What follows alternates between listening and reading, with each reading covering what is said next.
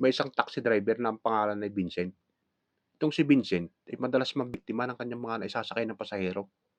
Lahat ng kababaihan, madalas yung mga kadalagahan ay hindi nakakaligtas sa kanya. Lahat ginagahasa niya. Isang gabi, habang siya'y namamasada, may pumara sa kanyang isang nakasuot pang madre. Tuwang-tuwa niyang isinakay ito. Agad niyang idinla sa isang masukal at madilim na bakanting lote.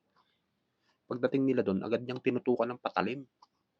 Sister, huwag ka nang pumalag para hindi ka masaktan. Sa dami ng aking nabiktima, ikaw na lang yata ang hindi ko pa natitikman.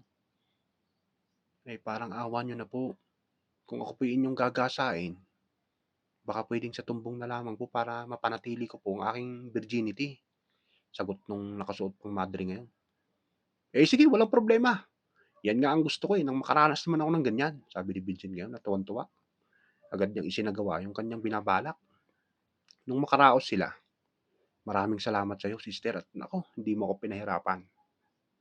Eh, maraming salamat din sa iyo, be. Napakagaling mo pala. Eh, sino ka ba? Sabi ni Vincent. Agad niyang hinubad yung wig niya ngayon. Ako nga pala si Dodong. Takas ako sa bilangguan. Sinuot ko lamang ito para hindi ako mahuli ng alagad ng batas.